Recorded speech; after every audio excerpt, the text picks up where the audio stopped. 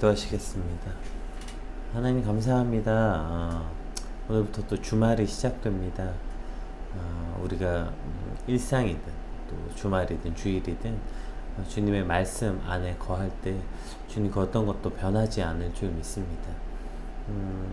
특별히 오늘 우리 삶에 진짜 평안과 진짜 쉼은 진리의 말씀 가운데 거할 때 일어나는 것임을 알게 하시고, 혹 주일을 준비하고 또 주일을 맞이해야 되는 오늘 주말이 힘들고 어렵고 고통스러운 날이 되지 않도록 주여 인도하여 주시옵시고, 말씀을 통하여 우리를 유혹에 시험에 들지 않는 주말이 되게 하여 주시옵소서. 주님의 말씀을 묵상할 때에 하나님 우리에게 지혜와 능력을 더하시고 말씀으로 살아낼 수 있는 힘과 능력을 더하여 주시옵소서. 감사합니다. 예수님 이름으로 기도드립니다. 아멘. 네, 오늘 저희가 함께 살펴볼 말씀은 마태복음 15장 21절에서 28절 말씀입니다.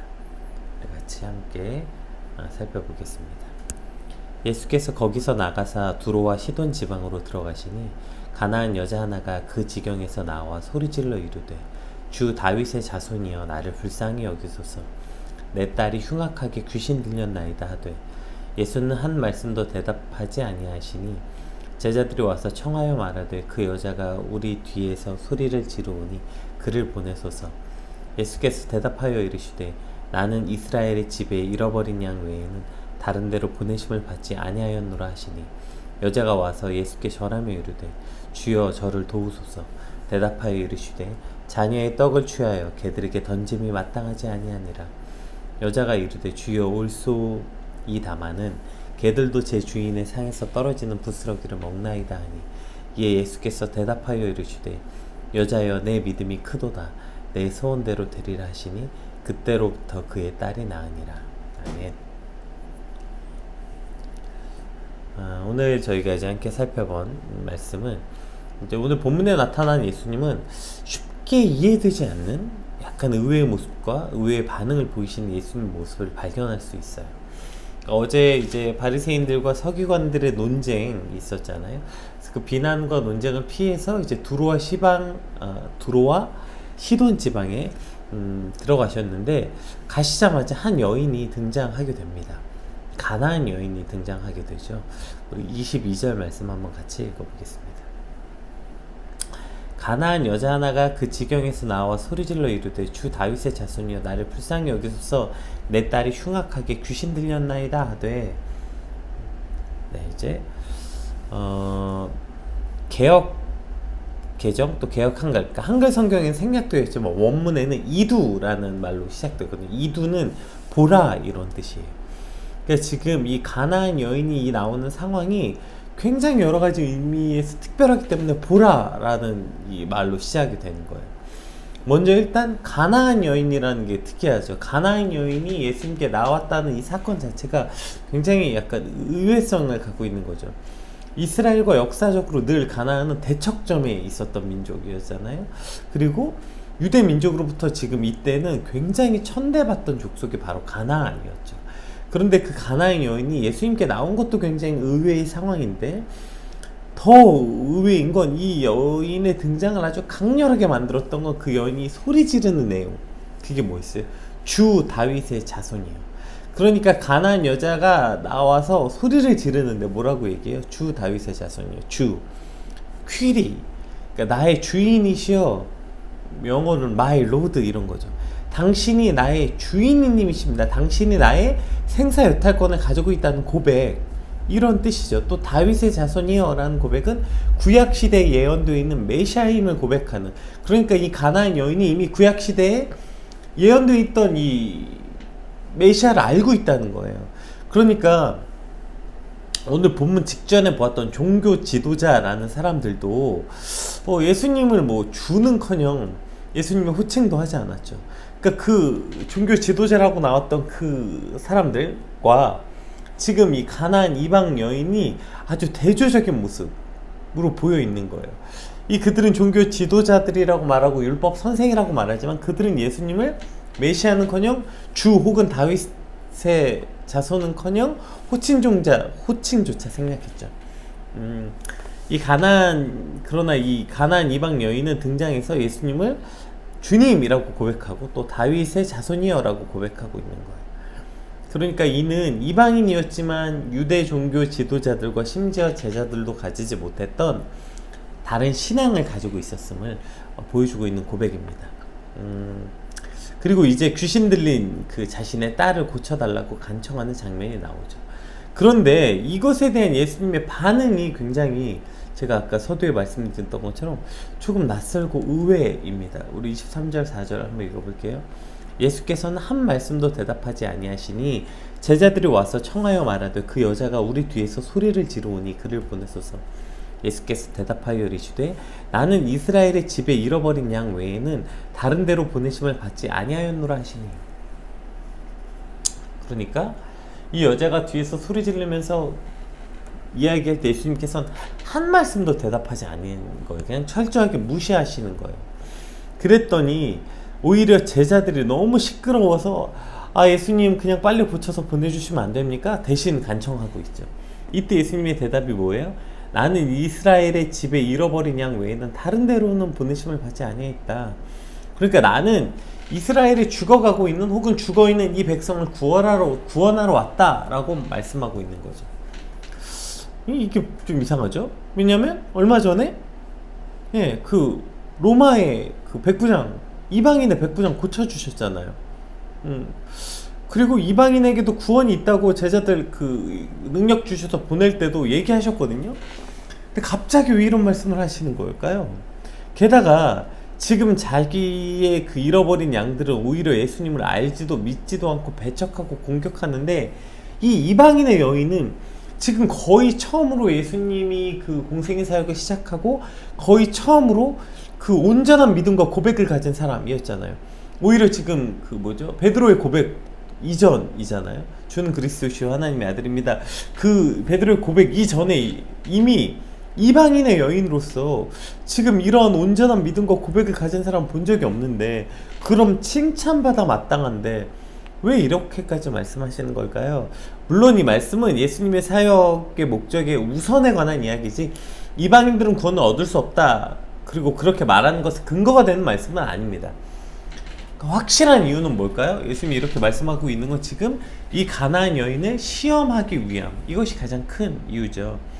자, 이러한 예수님의 반응에 이 여인이 어떻게 대답하냐면 25절 읽어볼게요. 여자가 와서 예수께 절하며 이르되 주여 저를 도우소서. 그러니까 예수님이 철저히 무시하셨다가 두 번째는 그 여인에게 말씀하신 것도 아니고 제자들에게 하는 말을 듣자마자 이 여인이 훨씬 더 강력하게 예수님께 매달리죠.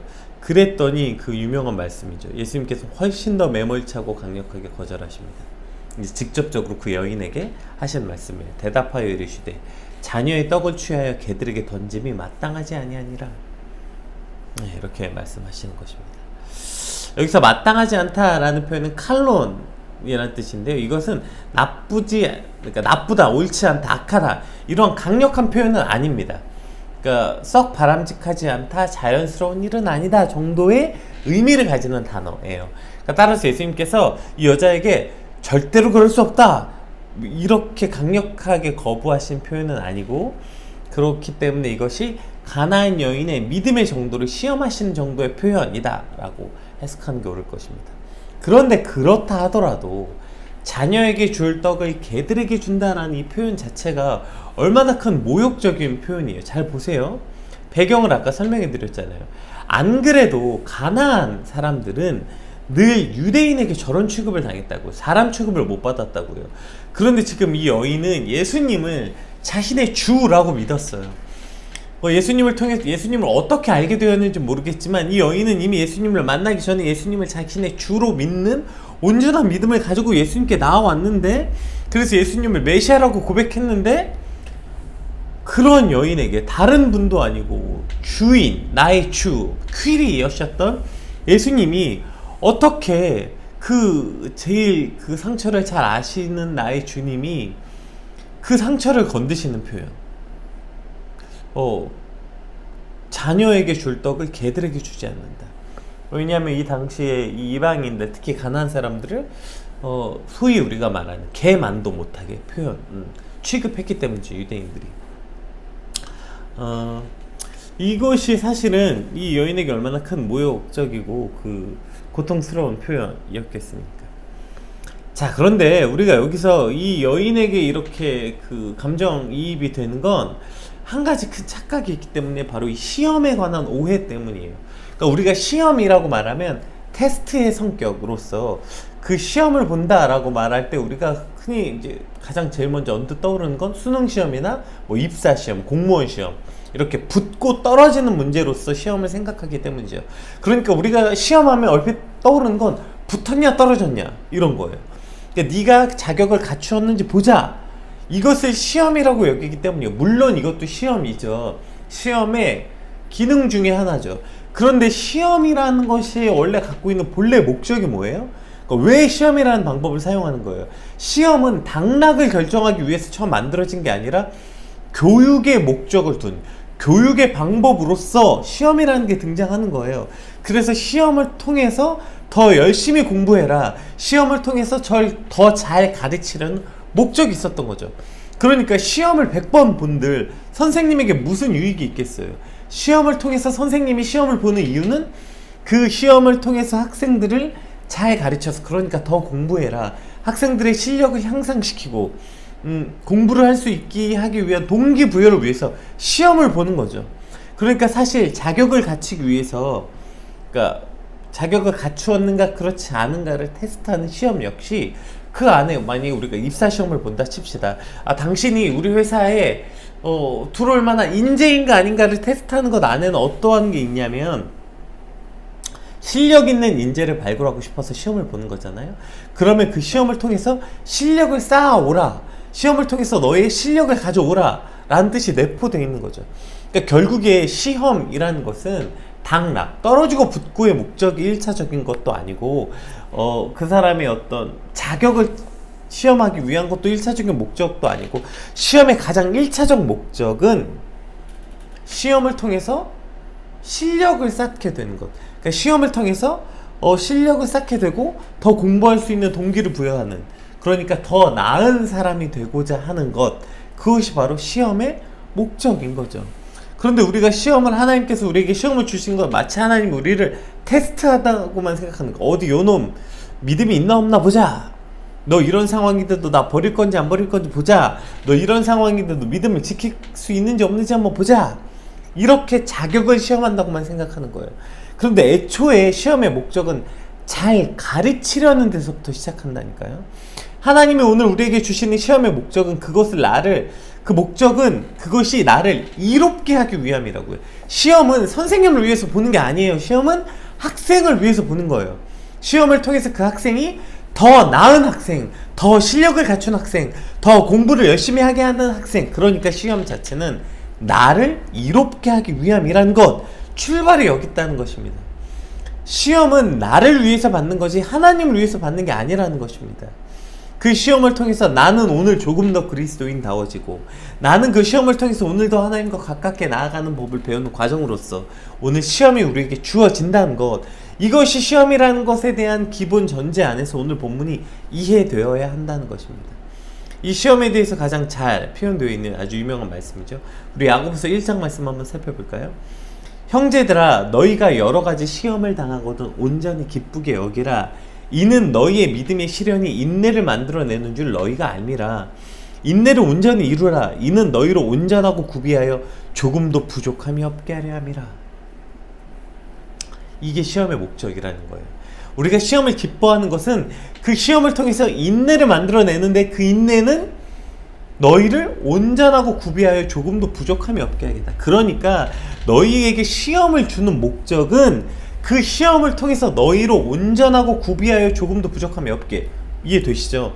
선생님이 학생들에게 시험을 주는 목적도 똑같죠. 선생님들이 자 오늘 시험 볼까? 자 언제 시험 보겠습니다. 공부 열심히 하세요.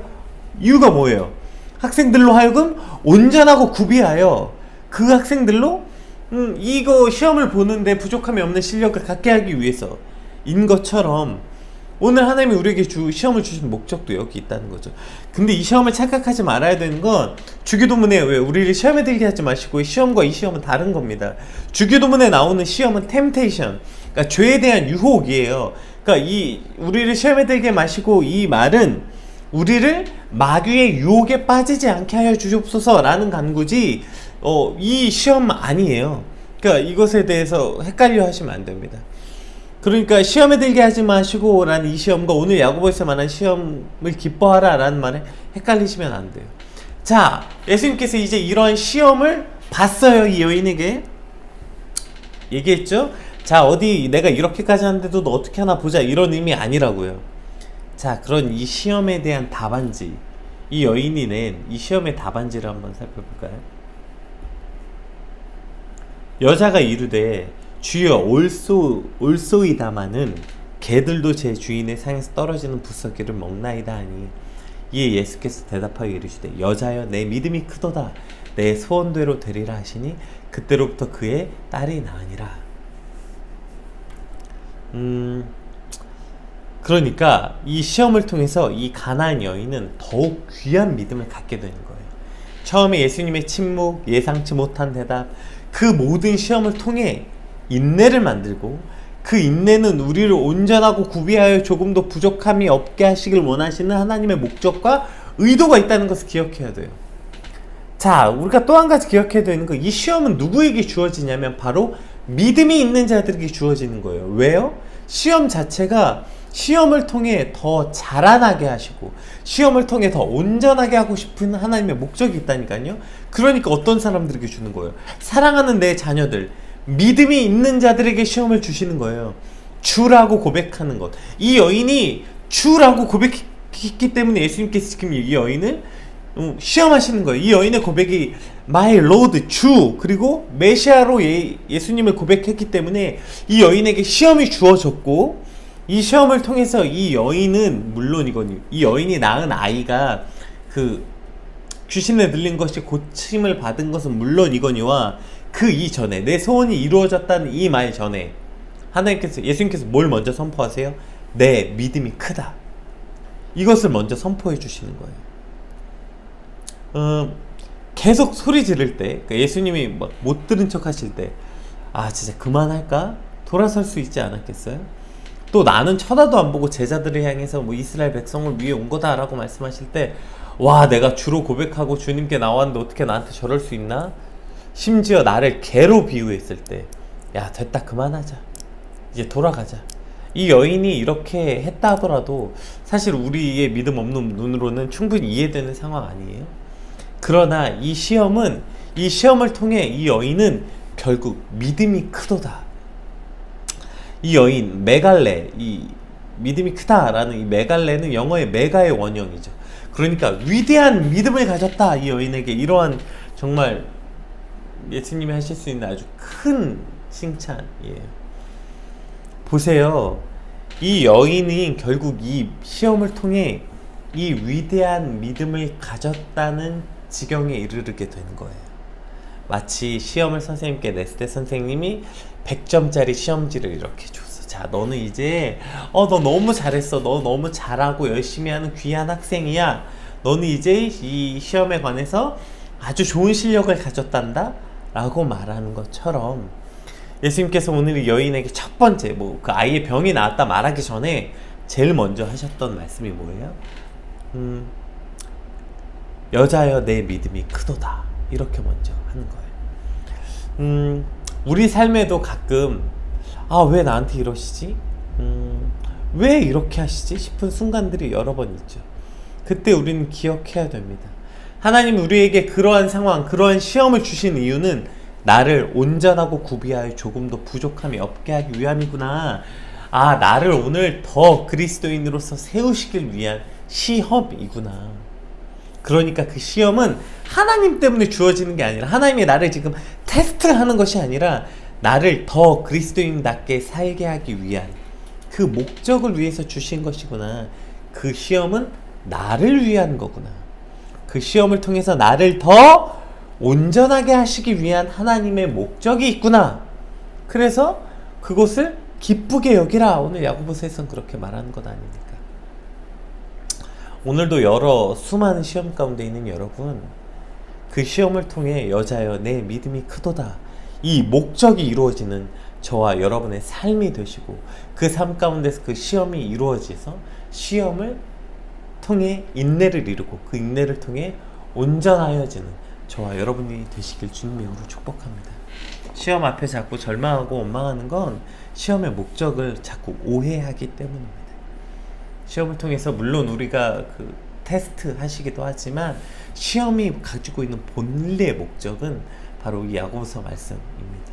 오늘 말씀 붙잡고 시간 한번 좀 간절히 기도합시다. 지금 이 여인이 예수님께 계속 뭐 하고 있어요?